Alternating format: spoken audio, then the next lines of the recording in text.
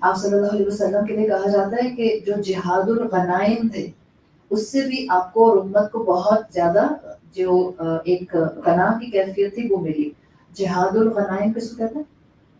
مال غنیمت کو. مال غنیمت کی ٹرم سنی ہے جو اسپوائلز آف وار ہوتے ہیں.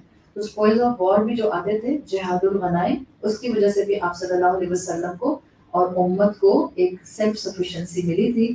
بہت سے صحابہ فتح مکہ کے بعد غنی ہوئے تھے، اس لیے کہ غنائم بہت آئے تھے. غزوہ حنین امیڈیٹلی فتح مکہ کے بعد ہوئی تھی 8 ہجری میں. ادھر مسلمان فتح مکہ کر کے جسٹ فارغ ہوئے تھے، ادھر ایک دو قبیلے تھے، بنو ثقیف اور بنو حوازن. دو قبیلے تھے جو طائف کی ویلی میں رہتے تھے، بنو حوازن اور بنو ثقیف. یہ ایمان نہیں لے کر آئے تھے.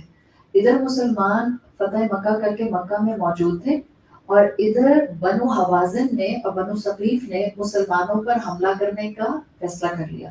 رسول اللہ صلی اللہ علیہ وسلم ایک ایسے نبی تھے، ایک ایسے رسول تھے جنہوں نے ہمیشہ امت کو یہ سکھایا کہ مسلمان احمق نہیں ہوتا، مسلمان اپنے آس پاس کے حالات پر نظر رکھتا ہے، مسلمان واقف ہوتا ہے کہ اس کی زندگی میں اور اس کے آس پاس والوں کی زندگی میں اور اس کے معاشرے میں کیا ہو رہا ہے. جب بنو ثقیف اور بنو حوازن پلان کر رہے تھے کہ وہ مکہ پر مسلمانوں پر حملہ کر دیں، اس لیے وہ ایمان نہیں لائے تھے، آپ صلی اللہ علیہ وسلم کے جتنے بھی اسپائس تھے جو سراؤنڈنگ میں ہوتے تھے، جو ساری موومنٹ دیکھتے رہتے تھے کس قبیلے کی کیا موومنٹ ہو رہی ہے، انہیں میں سے کسی ایک نے آ کے آپ صلی اللہ علیہ وسلم کو بتایا کہ بنو حوازن جو ہے وہ مکہ پر حملہ کرنے کا سوچ رہا ہے. تو اس سے پہلے کہ وہ حملہ کرتے آپ صلی اللہ علیہ وسلم نے تقدیم کر دی اور آپ نے غزوہ حنین کا آغاز کر دیا. غزوہ حنین کو غزوہ حوازن بھی اس لیے کہا جاتا ہے کیونکہ یہ قبیلہ حوازن کے ساتھ ہوا تھا. بہت سخت غزوہ ہوا تھا، بہت سخت، یعنی اس میں ٹھیک ٹھاک انٹینسٹی ہائی ہوئی تھی، لیکن اللہ تعالیٰ نے رحمت سے مسلمانوں کو اور رسول اللہ کو فتح دی اور بہت سا مال غنیمت آیا تھا. تو اللہ کے رسول صلی اللہ علیہ وسلم جب یہ مال غنیمت آیا ہے جہاد الغنائم، ظاہری بات ہے اس سے بھی مسلمان امت کے اندر آپ کو سیلف سفیشنسی آتی بھی نظر آئی. اسی طرح بحرین کا علاقہ جو تھا وہاں پر کیونکہ مسلمان نہیں تھے تو جزیہ لیا گیا تھا. جزیہ از لائک ٹیکسز. جب ٹیکسز آئے تھے تو اس کی وجہ سے بھی ایک دم سے کافی اماؤنٹ میں آپ دیکھا تھا کہ مدینہ میں پیسہ آیا تھا. دس از آفٹر فتح مکہ.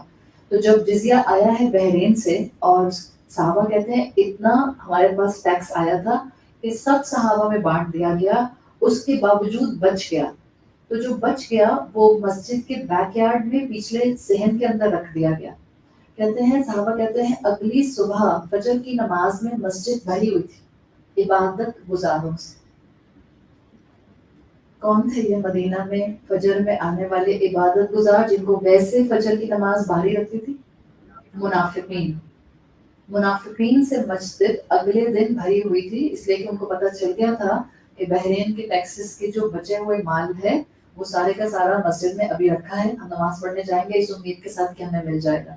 اللہ کے رسول صلی اللہ علیہ وسلم نے اس دن فجر میں وہ چہرے دیکھے جو جنرلی آپ کو فجر میں نظر نہیں آتے تھے. آپ صلی اللہ علیہ وسلم نے خطبہ دیا جس کا مفہوم آتا ہے اے لوگو تم سب جانتے ہو کہ اللہ نے ہمیں بحرین سے مال دیا ہے، واللہ اللہ کی قسم مجھے تمہارے لیے غربت کا ڈر نہیں ہے، بلکہ مجھے تمہارے لیے ڈر ہے کہ اللہ تم پر دنیا کے منہ کھول دے گا، اللہ تمہیں مال میں ابنڈنس دے دے گا، اور جیسے تم سے پہلے لوگوں پر مال کے منہ دنیا کے منہ کھول دیے گئے.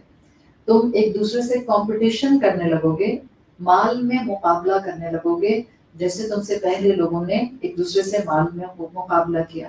فَتُهْلِكَهُمْ تم ایک دوسرے کو ہلاک کرو گے. اور یہ چیز پھر ایک روایت میں آتا ہے یہ مال میں کمپٹیشن کرنا تمہیں ہلاک کر دے گا جیسے کہ تم سے پہلے لوگوں کو ہلاک کیا گیا.